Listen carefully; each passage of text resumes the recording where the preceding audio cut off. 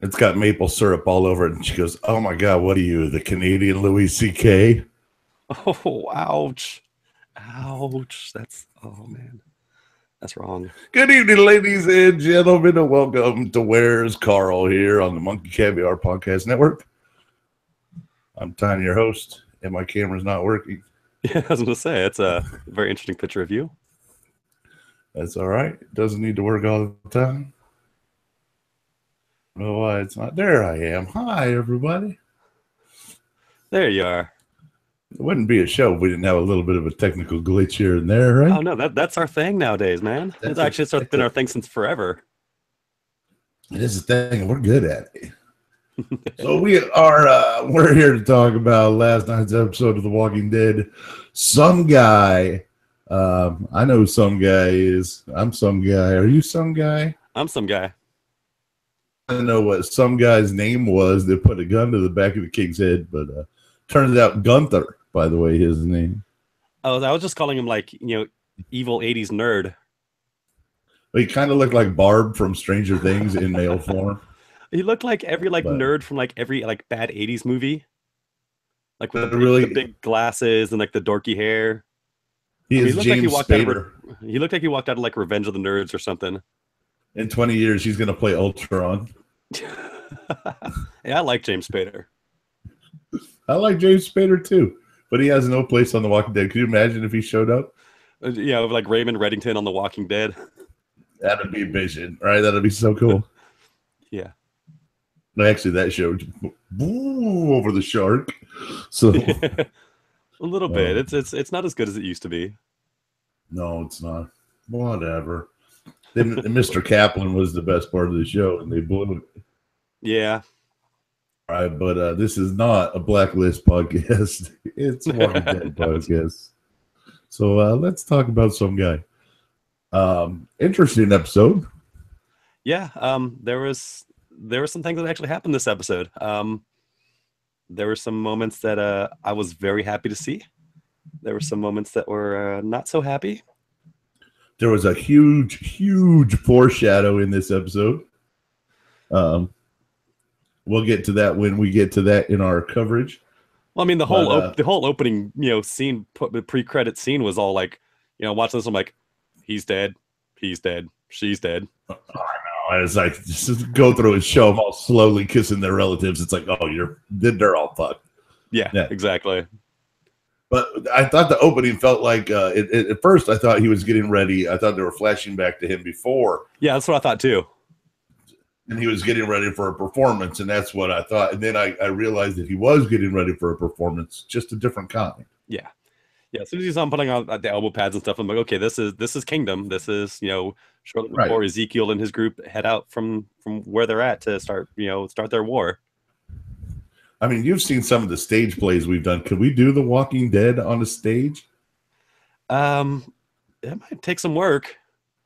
I bet I could stage it. I bet it would be fun as hell. Like a couple cram a couple episodes into one play. I'd have to do it comic book loyalty though. Cut Rick's hand off. Yeah, that'd be good. So speaking of that, real quick on Talking Dead, Kirkman was on, and they asked him, based on the changes that are between the comic book and the TV series, is there anything you wish you would have done in the comics? And he's like, well, obviously Carol. I'd have kept Carol alive if I knew she was going to be this much of a badass. And he said he wouldn't have cut Rick's hand off. Okay. So I thought that was kind of interesting. I mean, that was a pretty shocking moment in the books when Rick got his hand cut off. Early on with the governor and Woodbury, because that just showed how sadistic that guy was. And they toned him way down for the show. He was not nearly the villain that he was in the comic books. And that kind of bummed me out a little bit because that guy was crazy. And I liked that kind of crazy. Yeah. He's far more crazy than Negan was. Yeah. I mean, Negan's a saint. Negan's a sociopath, but he's a sane guy. There's a method to his madness. The governor, he just was unhinged. Yeah. I love the fish tanks with the heads in them. That's my favorite.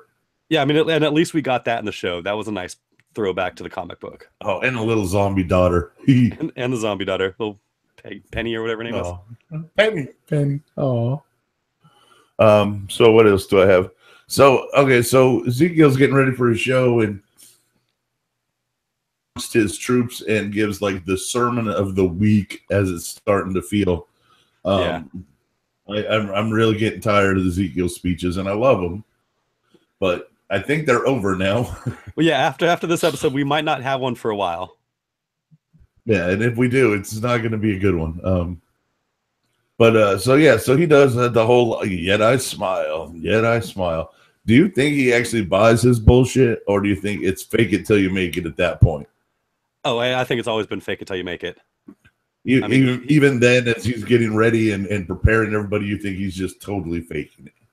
Well, I mean, you're not going to go out there and be like, look, we're going to go to war and a shit ton of us are going to die, but we're going to go out and do it anyways. You know, that's not how you motivate troops, you know? And he's always been that kind of like, he's always had that positiveness about him, that kind of, that optimism, you know, with the way he interacts with people. You know, you never really see him project any kind of negativity. You know, he's always just, we're going to overcome. There's hope. You know, we will survive this. And that's kind of what the message he was still given there. You know, he was still saying, you know, we're going to go to war. You know, we're going to smile about this. I'm still smiling about this. We're not going to lose anybody. We're going to be victorious. So you're saying he was a black leader who was loved by his people? Oh, yeah, definitely.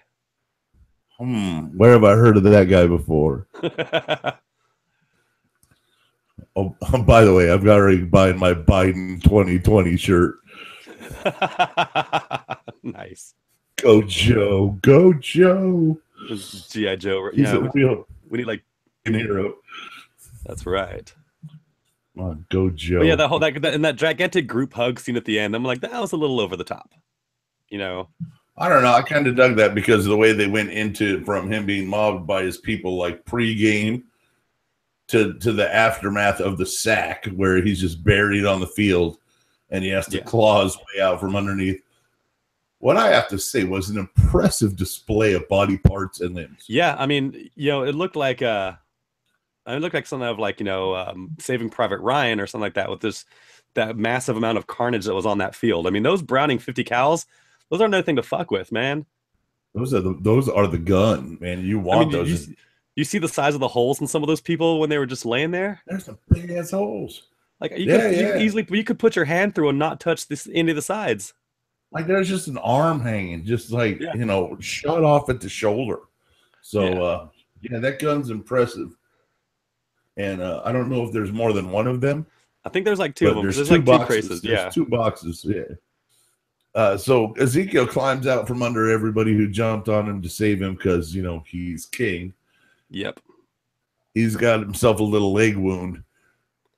All right, here's the thing about King Ezekiel. How long has he lived in this post-apocalyptic world? A while, right? Yeah. So he knows that if you're in the middle of something like this and you get a wound, deal with that shit later. Get the fuck out of there.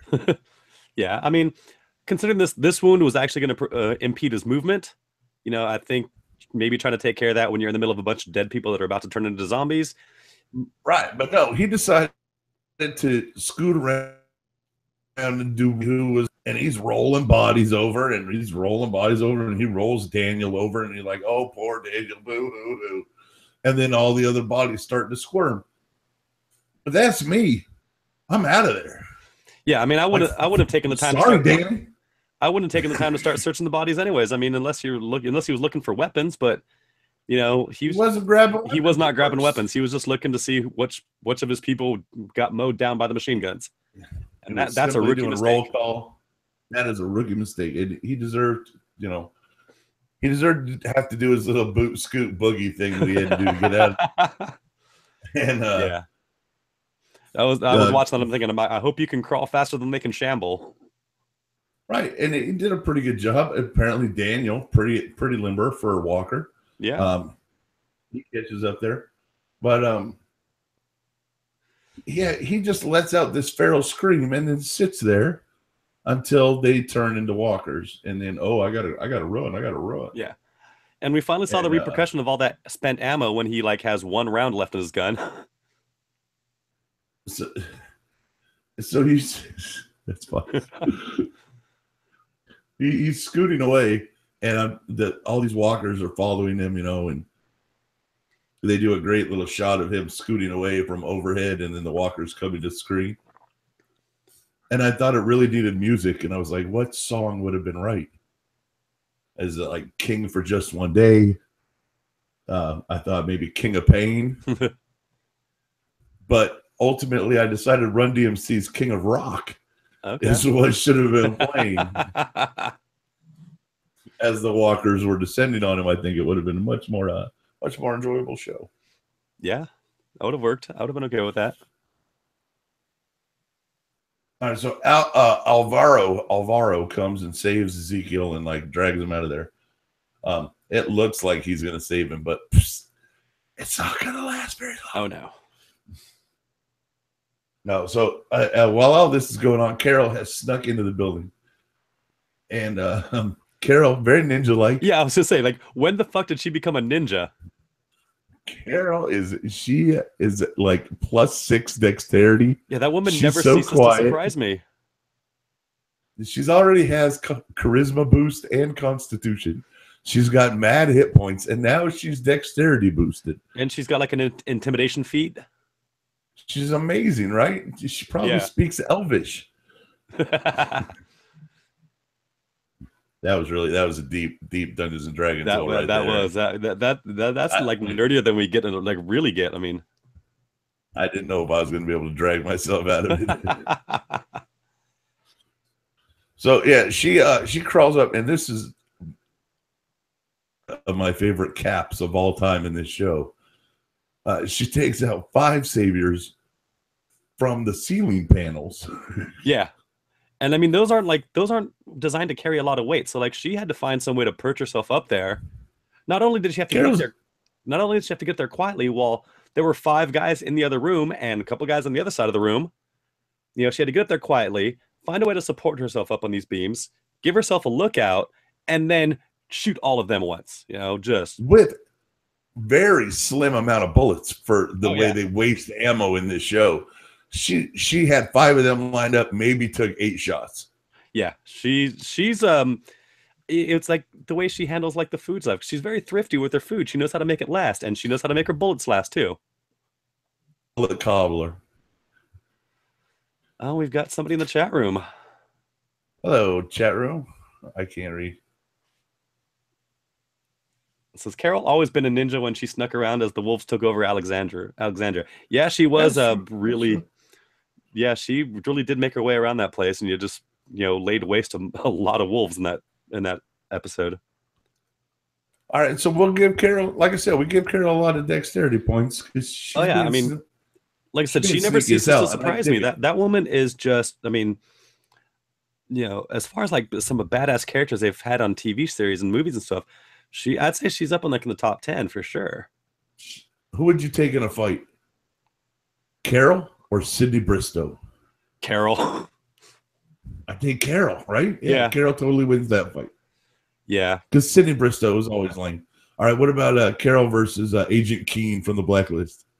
Oh, Carol. Carol has no problem fighting dirty. Like Sydney Bristow and Elizabeth Keene, they're gonna play by the rules. They're those kinds of characters. Carol won't. Carol will do whatever it takes. And you even saw that this episode too. Versus Carol. Oh, see, I know where you lie on that one. There's no contest there. Michonne versus Carol. Well, if it's a gunfight, I'd give it to Carol. That's true. Yeah, because Michonne can't shoot. I do want a shirt that says Michonne can't shoot. Nice. That'd be a lovely shirt. It reminds me of that scene from like Hot Shots Part 2 where Charlie Sheen's shooting at that one guy and then it pans out and they're like 3 feet away from each other and like every shot's missing. It's like every A-Team episode ever. So the Alvaro and the King get bamboozled, and Gunther shoots Alvaro and he dies. See ya. Yeah, like right through the heart. I mean, just one shot. And then Gunther comes up and he's like, "I'm going to take you to Sanctuary." And Ezekiel's like, "That's fucking awesome because that's exactly where I wanted to go." And this guy kind of reminds me, like he's the opposite of Eugene. He looks like he's just as smart as Eugene. Like he looks like a nerd, but he looks, it looks like he's the kind of guy that would do whatever it takes to survive. But you're wondering how the hell did this guy survive this long looking the way he did? It was Hardwick on Talking Dead called him Male Barb from Stranger Things. I don't know. All right, so that they did a thing with the actor guy that played him, and he was like, "Oh, I think people are gonna hate me." And we're like, "Yeah, we hated you, but you were only in there for like 2 minutes. So how much could we really hate the guy?"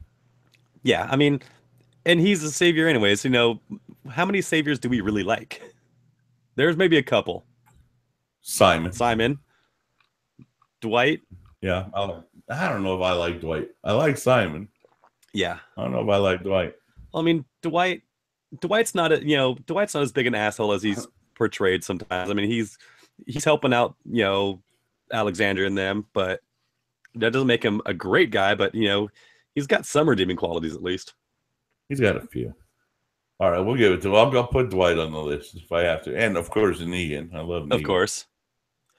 We're finally going to get the resolution from that first episode next week.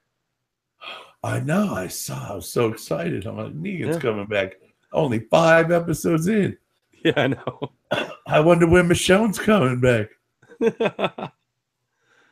Not soon enough. Look, if they could have just told me at the beginning of the season, hey, Mike, you're not going to like this season very much because there's no Michonne at all, really. And we could have given her an awesome bit, but we just didn't.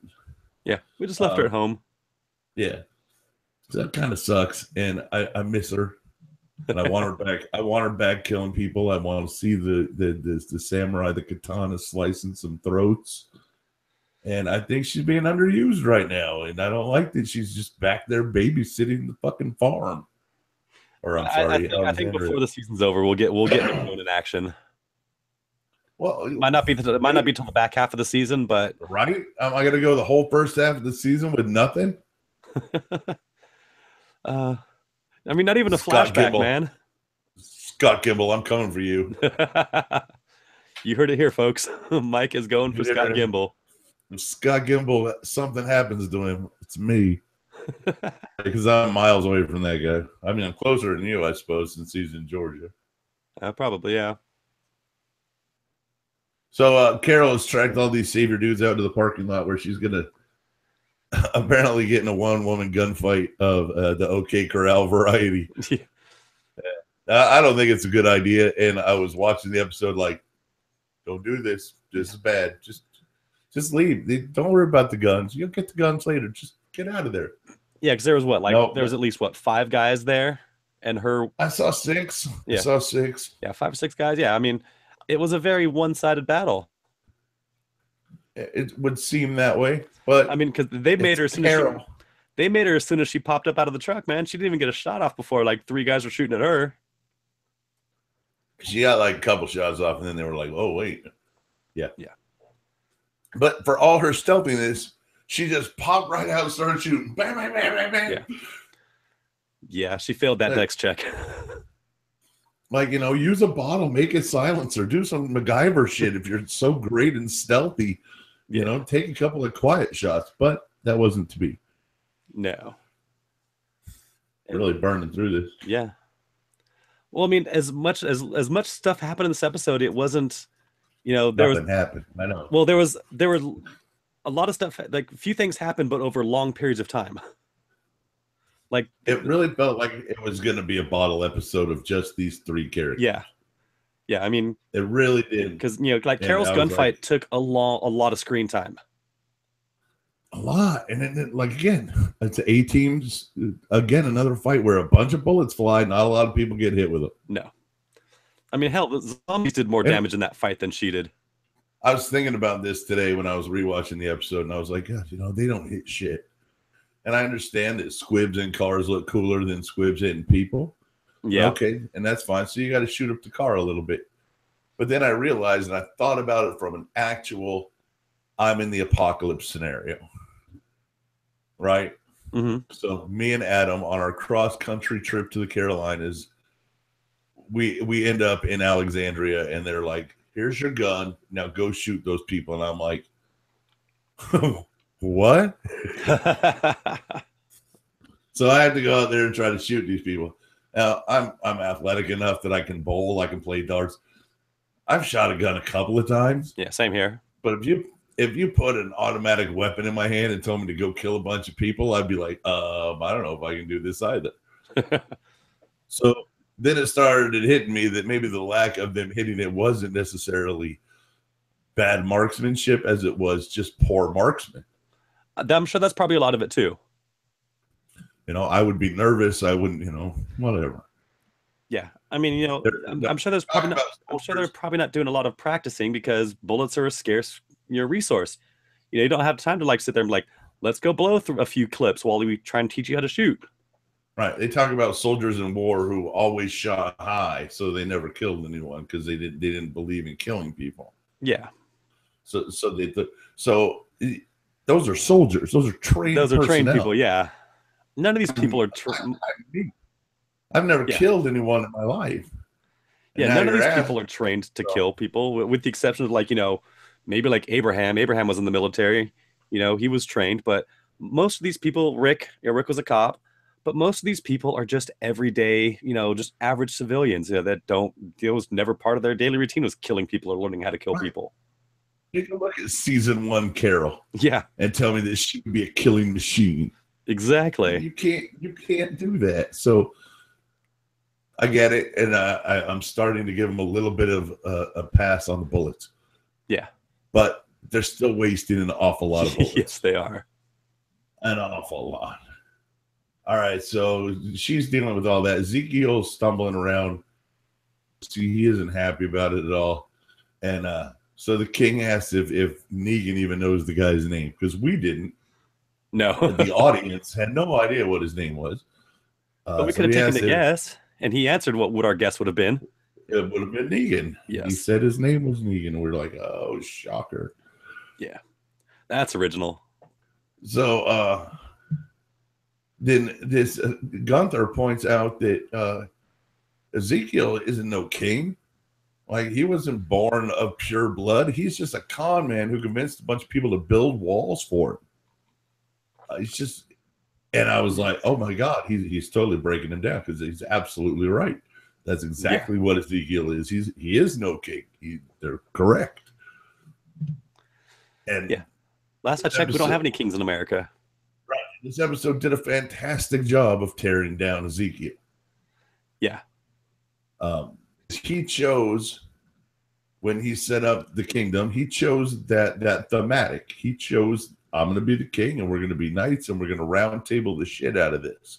Yeah, exactly. I mean, the problem is Arthur in those things. Arthur was a fighter. Arthur had battled. Arthur was the king that fought with his men. And Ezekiel hadn't been to a point. He's been in some small skirmishes to protect his people, but he's never been in a war. Yeah, he's never led his troops into battle like this. And with his whole "we won't lose, not one," well, that mindset didn't exactly work out. No, and it didn't take much for Gunther to break Ezekiel because that machine gun really broke Ezekiel. Yeah, it didn't help. After watching like almost all of his people get mowed down in a matter of seconds, I mean that wrecked his mind right there. I mean he was in disbelief at this point, because everything he was been telling these people. I mean, I'm sure he didn't believe all this on we're not going to lose but one person. He had to realize that, in war, you're going to lose people. There's going to be blood. Right. Casualties are going to happen. But I don't think he was expecting that kind of catastrophic damage to be inflicted in such a short period of time and to take as many lives of his people as it did in a matter of seconds. He was already hurting. I just thought of one. Okay. Carol versus Arya Stark. Ooh. I might have to give Arya that one. I know, me too, right? That was the only person I could think of that I was like, I've been thinking about that since we talked about it. I was like, in the back of my mind, who could beat Carol? Who could beat Carol?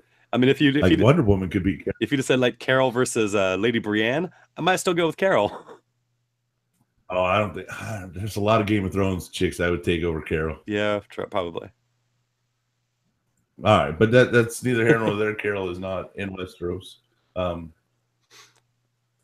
So where am I here? Oh, so Gunther's breaking him down. And he says something really interesting. He says that he's running a circus. He's got his animals, and he's just a ringmaster. He's not a king. And I thought that was a really brilliant analogy with the whole. Let's face it, they played us heavy on the Shiva card tonight. Yeah, and if I didn't know better, I'd say Gunther might have been a psychologist in his pre-apocalyptic life. Gunther, if he wasn't an interrogator that was there just to rip people down, he should be. Yeah, I mean, if that's just a natural talent, then man, that guy's good. Because that guy struck every chord. Oh yeah, he hit it. So Carol's still going with her gunfight, and she's blasting away. And Ezekiel and Gunther can hear the gunfight going on from wherever they're walking on the outside of the gate. Yeah, Gunther decides that they need a vehicle because trying to drag Ezekiel's ass is not working out too well. They're gonna become zombie bait if he has to keep moving at Ezekiel's pace. Oh, the guy's shot in the leg from a 50 cal. Yeah, exactly. Like give him a limp. Well, and honestly, I don't think he was shot completely through the leg, or else that leg probably would have been gone. It's like a pretty big flesh wound. It's what it seemed like to me. All right. I don't think it was a through and through that would have blown his foot off. Yeah. I think it was a graze. But Ezekiel takes one more chance to get his sword back, and he cuts Gunther in the gut a little bit. But then he just like falls on the ground and is like, "Oh, stop. Please don't." Yeah. And, it was a valiant effort by Ezekiel, but ultimately a fruitless one. So he gets him up on his feet, and the gate's locked, and Gunther's ready to leave. So he takes Ezekiel's coat and throws it over the barbed wire, and he's like, "Fuck you! I'm just gonna leave. I'm just jump the fence." And he like knocks him down, and he's like, "But I can't fight." And he's like, "I don't give a shit." And well, he wasn't gonna just complete. He wasn't gonna leave all of Ezekiel there. He was gonna take a piece of Ezekiel back. Yeah. So he says, Negan wants you and Rick and the widow alive so he can put you on the fence out front, but I think your head on a pike would do just fine. And he goes to like stab him, and then Jerry clefts him in twain. That might be one of the goriest scenes I've seen in Walking Dead, but also one of the most satisfying. I mean, just sweaty Jerry with his hair all like tangled, and as he's like bringing that battle axe back up after having chopped that guy in half. I mean, from shoulder to crotch, man. I mean, it was a good one. Yeah. Now, and then he went back for a second swing. Well, I'm going to unleash a little spoiler on everybody real quick before we move ahead. So if you don't want to hear it, you can do la la la. But King Ezekiel's head on a spike is a foreshadowed moment. Yeah. It is going to happen. His head will end up on a spike. At least it does in the comic. See, I didn't get that far. Was that during like the Whisperer stuff? I'm not gonna tell you when. I don't want to blow anything, but yeah, his head is definitely placed on a spike. Alrighty. So that was quite the foreshadowing conversation, and you'd have to have read the comics to understand it. Because if you didn't, you were just like, "Oh, they're gonna put his head on Spikey's Joffrey." Yeah. No. There's a lot of Game of Thrones coverage here, but no. So Jerry, this was Cobbler at its finest. This is the Jerry I've been wanting to see since we first met Jerry last season. Oh my God, the fruit time Jerry, just that battle axe just zips him in half. If we could see just scenes of Jerry just sharpening that battle axe all day long. That was like scalpel, precision, man. It's just like. I got X-Acto knives that aren't that sharp. I mean, if I didn't know better, I'd say Gunther was made out of butter. Oh, maybe. I can't believe it's not Gunther. Well, it's not Gunther anymore. Not anymore. I like that one. That was good. So Carol's still. Are we done with Jerry? For now, we'll come back to Jerry. We'll come back to it, yeah. Because Carol's got to pull off her bluff on the Saviors in the parking lot, and I like this move where she's like, "No, don't shoot! I got nothing." Yeah. And so the guy comes over and she grabs and puts a knife to his neck. And I'm like, "Oh God, how could you not see this coming? It's Carol." Yeah. I mean, come on. Again, another rookie mistake by the Saviors. I mean, seriously. Don't you guys watch the show? Carol's awesome. And here's the part that really made me think these guys were fucking stupid. Is she's firing a machine gun at them, and she tosses a pistol out, and they're like, "Okay, she's unarmed." Yeah. What? Really? Come on. For some reason, they show her hang her machine gun up on the mirror of the truck, but then as soon as that guy dies, she grabs his shotgun. Yeah. So or his machine gun. I don't know if she was out of bullets or not. Maybe. Possibly, yeah. But again, it's Carol. And here's the thing.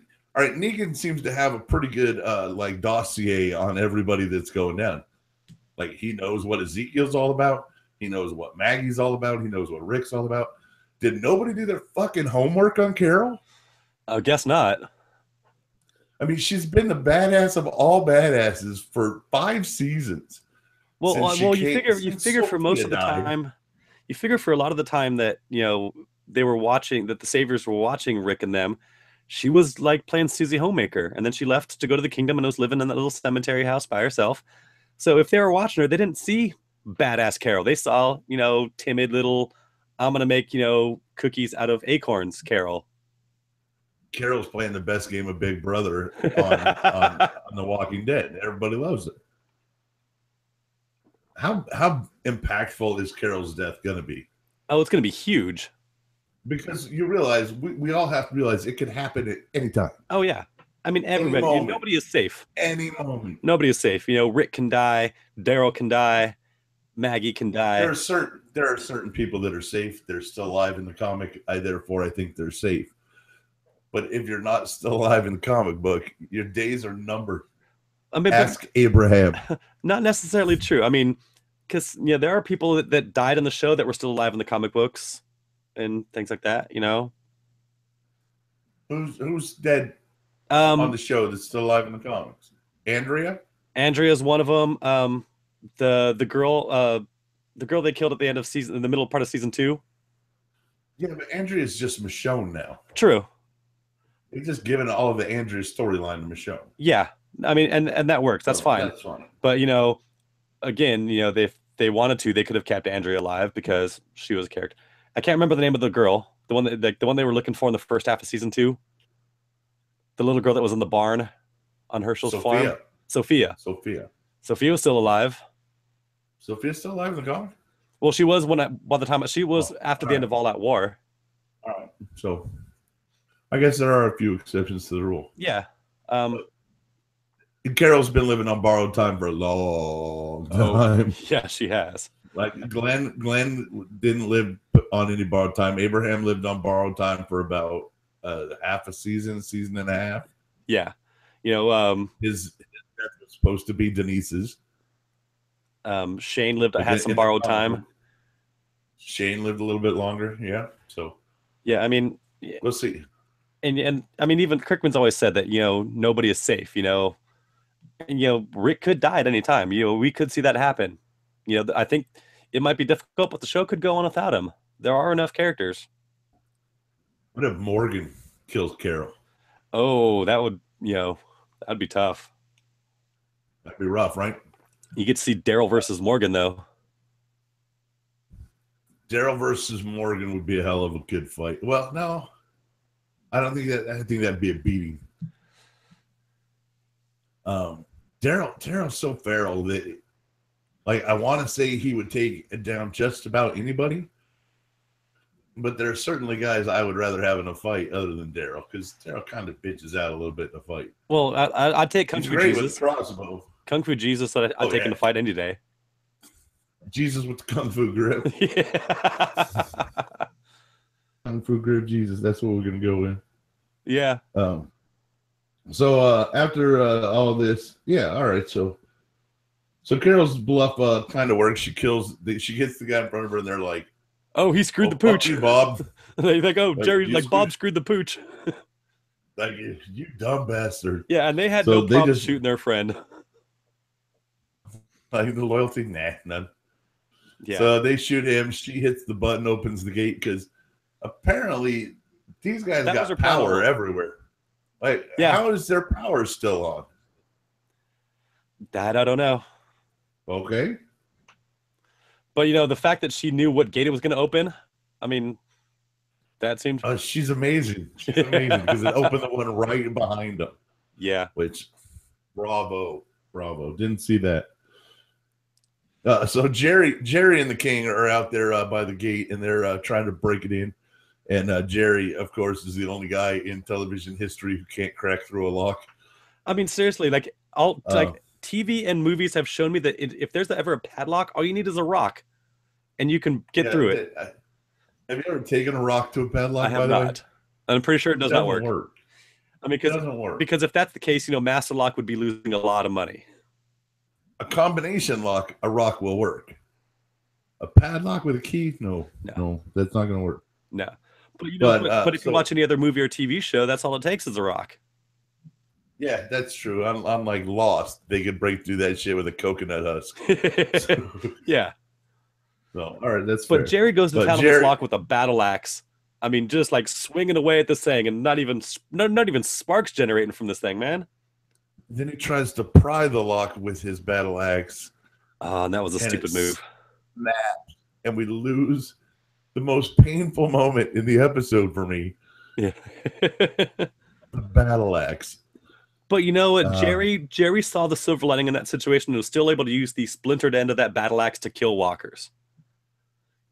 I give Jerry points for that one. Well, I mean, it was a stupid mistake to try and pry it open with the battle axe. Right. That was his own damn fault. But at least, he was able to make lemonade out of lemons. Now, he made a Lucille out of a battle axe is what he made. At this point is the first time he says, Your Majesty, and Ezekiel replies, you don't have to call me that. And he goes, yes, I do. Dude, yeah, I do. Dude, yeah, I do. What are you talking about? And yeah.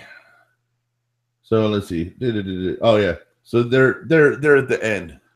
It's closing time. The walkers are coming in, and well, you get that kind of like that. Before this, you kind of get that Return of the Jedi moment where Vader's watching the Emperor electrocute his son. He's like going back and forth, and you see that with Carol's like, do I get the guns? Do I save my friends? Do I get the guns? Do I save my friends? You knew where she was going. Of course you did. I wrote that right here. So it says Ezekiel needs her more. That's right. And then it says we flash back to the King talking about training and fighting, and he talks of how he found Shiva and thought hard about what would happen if he leapt in to save the tiger. Right? So he says, when I found Shiva and she was hurt, I didn't just jump right in and like, I'm going to save her, and then became a guy with a tiger. I was like, oh shit, there's a fucking tiger. What do I do? Yeah. And he said, I decided to take it upon myself to do that. And is this something that you have to deal with? Were you born badass Carol, or did you decide to become badass Carol? And it took me way back to the early seasons with her, where I was like, oh no, she became badass Carol. And I just wanted her to be like, and then I became death, and the four horsemen walked upon me, Upon it was a pale rider. I wanted to turn to Ezekiel and be like, how many kids have you had to kill? Right? Like, how many kids have you put down? And how many of them did you give birth to? Ezekiel, look at the flowers. So she decides to go over there and save Ezekiel and Jerry, thankfully. Yeah. And she goes and mows down the herd, and they get away with the guns. And I love that. This is one of my favorite moments on this episode is Ezekiel goes, we can't let him get those guns in the sanctuary. And then you hear, wah! And she's like, oh, they won't get the sanctuary. Yeah. Nope. And then this is where the Indiana Jones portion of our episode begins. Bum, ba-dum, bum, bum, ba-dum. Don't sue me, John Williams. Oh, God. Are we going to get banned for another 4 months because I did that for 2 seconds? I think you're allowed 10. That would be so stupid. So Rick and Daryl are on, their posse is on Broadway, and they are heading down to get these guys with the guns. Yeah. And this is why Norman Reedus does the show. It's for moments like this. He can write it. Yeah, he could ride his motorcycle around and be like, all right, that was a day's work. And I mean, this is a kind of a fun chase scene. You got, Rick in his Jeep, Daryl on his bike, chasing down It is a most unbelievable chase scene. yeah. And when did that guy have time to set up that 50 cal on the back of that truck? No idea, but that guy, kudos to him. Tough maneuvering around in the back of a Jeep. He's shooting tail gunner, and credit where credit's due. He takes out Daryl originally with the first shot, knocks him off his motorcycle. He slides out on the side of the road. Now we realize, oh my God, it's up to Rick. Well, Rick, unlike Rickon Stark, knows to drive in serpentine. Oh, poor Rickon. Yeah, Rickon, he just ran in a straight line. Yeah, no, Rickon was stupid. Rickon got what he deserved. It's just stupid. So at least he did serpentine behind him, and I was a little bit happy about that. But I mean, still, yeah, I mean, Rick, give him ball. Rick got some balls, driving head first into, a 50 cal machine gun pointed right at him. Yeah, and that's not bulletproof, glass on the front of that thing. No, it's a bad move, in my opinion. But for the story, great. It's great. Yeah. So then Rick does a serpentine move, and then they engage the Ricky Bobby Cal Naughton Jr. slingshot maneuver, and Daryl slides out from behind him, shoots the guy in the head. He's no longer got the 50 cal. Rick slides up beside the guy, jumps in his car, Indiana Jones style, takes him out, throws him out of the car, and still crashes. Yeah, I love that. I mean, seriously, the guy went through all this effort to conceal Daryl so Daryl could get the kill shot, pull up alongside this car, jump out of one moving vehicle into another moving vehicle, which as soon as you take your foot off the gas of that Jeep, you're going to slow down. But apparently this Jeep kept going at full speed, giving Rick enough time to jump over. Obviously, when I see the guy pull up next to me, I slap the cruise control on. Of course. Because that's the first thing I'm thinking is my foot might come off the gas. Let me put the cruise control on before I deal with the guy wielding a weapon at me. Yeah, so Rick manages to make it into this other vehicle, kill the guy, drive, throw him out of the vehicle, but yet cannot keep this truck straight. I mean, that's off the road into a ravine. That's just stupid. Yeah, it's just all right. Whatever. It was. I don't know what you want from me here. I mean, with all that, you think, okay, he could at least drive a truck. It's just there was so much of it that was a little over the top. Yeah, this whole little, and I get it. We needed the guns and we had to get them back, but you could have just did a little pincer maneuver and spun the truck out and took him out. Yeah, they had to make it a whole big thing, and whether you can see Daryl coming up behind Rick or not is not mine to question. I mean, maybe they got maybe they had a little Mad Max fever going on there, like let's do like a great like road chase scene, and right. And I'm all for that. And it was it was a big moment when Daryl came out from behind him and you thought all was lost. It was like, oh look, peekaboo, motherfucker. Like, who didn't think he was going to get back up on the motorcycle? Yeah, it takes a lot more than that to keep Daryl down. Yeah, that's certainly not going to do it. And so there, and I love when Rick comes back up and Rick comes back up off the hill, and Daryl looks at him. He's like, "You look like shit." So I guess we should go down and see if this guy's still alive. Just like this shit happens every day now. Yeah. And without that, this episode is about 3 people. Pretty much, yeah. That's the only scene that featured anyone in our normal cast outside of Ezekiel, Jerry, and Carol. Yeah. So that is what it is. I mean, maybe they're contractually obligated to have like one of the big stars in every episode. I remember when we bitched all last season, the first half, on how they did single standalones for like 4 people in a row. Yeah. They're going to say it's not because of this little chase sequence, but it is. It really is, yeah. Thing. And that's why we haven't had Michonne for 3 episodes, or Carl, or Negan, or there's just, anybody, Simon, all those guys. Yeah. Eugene, Rosita, and just so many people have been totally left out of this season. Yeah, I mean, I don't know. I don't know if it's like one of those, like, I know it happens with some shows where they get to the point where they've got so many cast members and they're making so much money that's like, okay, we're gonna have to do a few episodes without you, to kind of keep costs down. Like, I know they've done it for some shows where it's like, okay, you know what, out of these 22 episodes, you're gonna be in like 17 of them. They're gonna have a few episodes without the main character or without this character, to kind of keep costs down. Okay, and I'm all good with that. I understand costs and all that. Yeah, especially with the tiger. But the fans were due more than one bit with everybody back together. Yeah, we deserved more. We really did deserve at least one episode of everybody working together, putting a plan together, and then spreading everybody out. Yeah, and it's gonna. And who knows how long it's gonna be before we see them all together again. Right now they're all spread out, and they did that in the first episode. But in that first episode, where everyone was slightly involved, it wasn't enough for me to get me through the whole season without some of my favorite people. Yeah.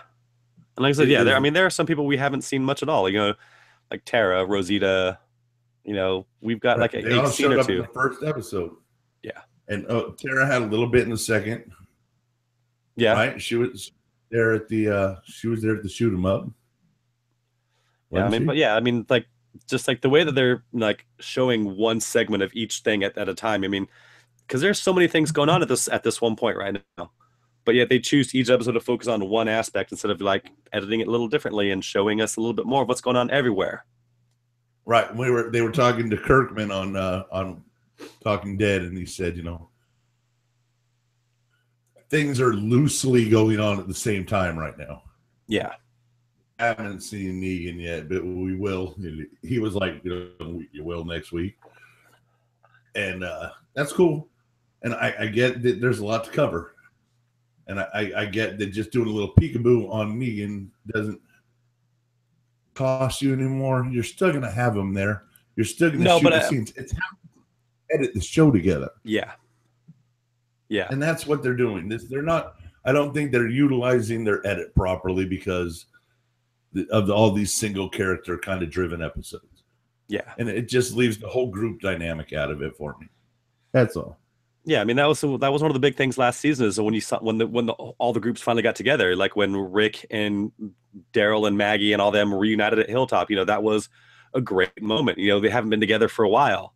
To see them all finally come together again, that was an awesome scene. And we haven't had much of that since then. Right, and we needed it. I needed it. I needed it bad, and I didn't get it. Yeah, that's how I feel.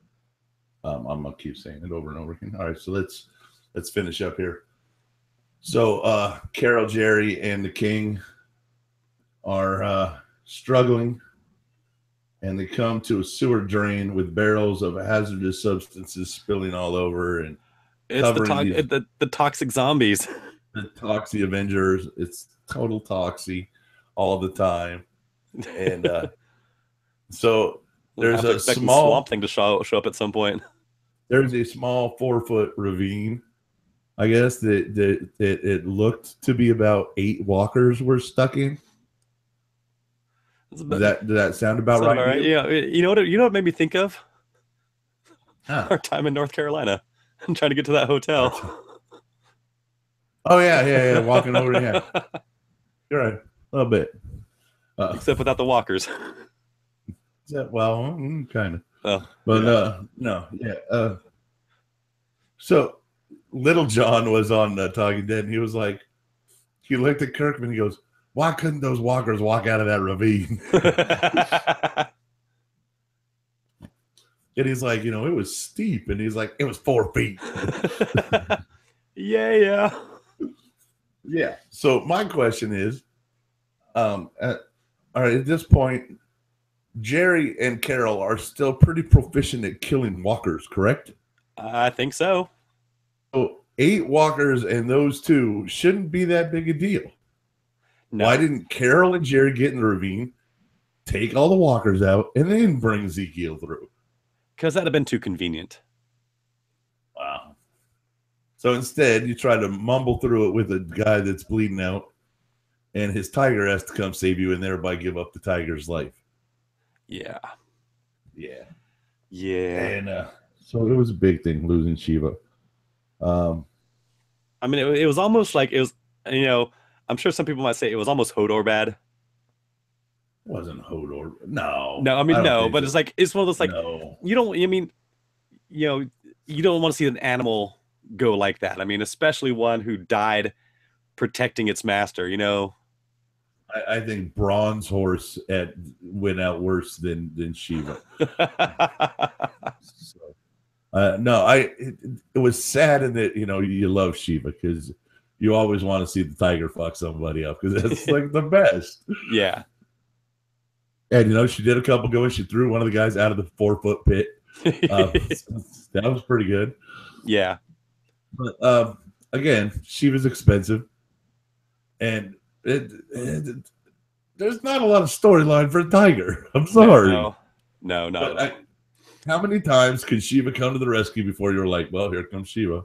Yeah. Like, it was one more. It was one more. It was, yeah. I mean, it was right on the edge already.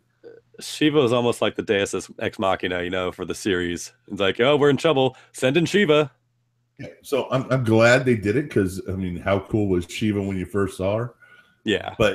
And I'm glad that they didn't use it to a death nail where it was like, oh, fuck, the tiger came in again. Yeah.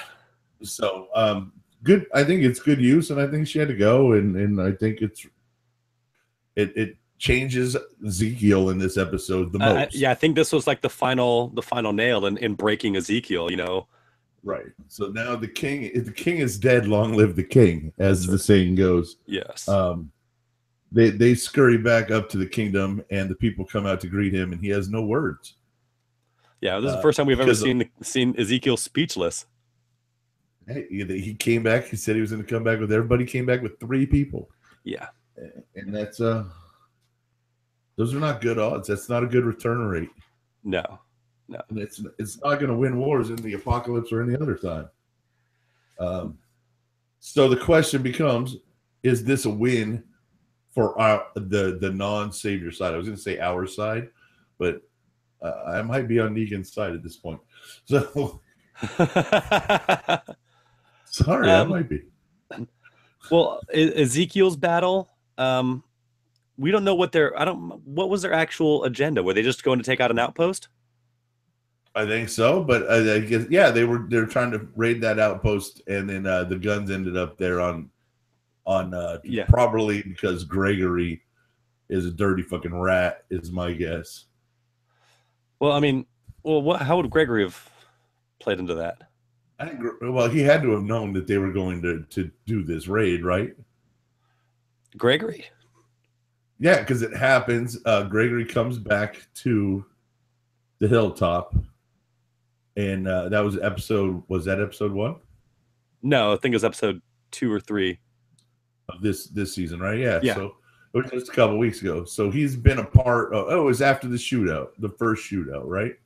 Yeah, he left Gabriel in the first season 1. Gabriel, right. So he stranded Gabriel, right? So he knew about all this. So I obviously, because he was part of it, right? Before he went to the hill, or before he went to Sanctuary, he was part of the hilltop when they were planning this. Is he totally out of the loop on this? I think so. Yeah, I don't think they included him on anything. Nobody trusted Gregory enough to let him in on these kinds of plans. You're right. I think had the machine guns not been at that outpost, Ezekiel and that group would have had a whole different battle.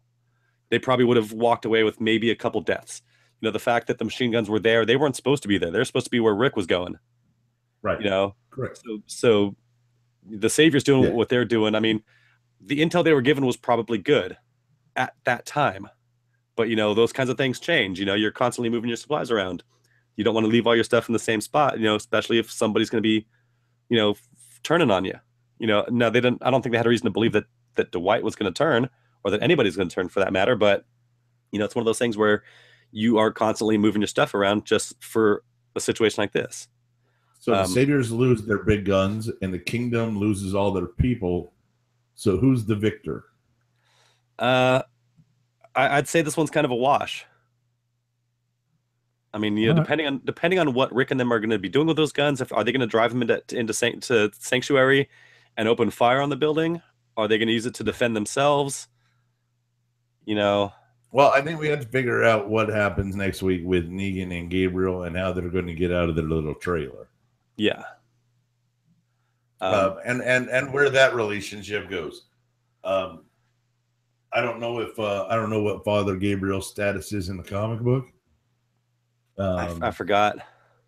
Yeah, I really don't know. So I kind of maybe we're gonna get like a Negan Gabriel buddy episode. Maybe a new buddy show. Maybe Gabriel's gonna convert Negan to the church. Negan's gonna repent for his wicked ways. Maybe Negan turns Father Gabriel into a Scientologist. He's like, here, hold my e-meter. Have you heard of the power of Xenu?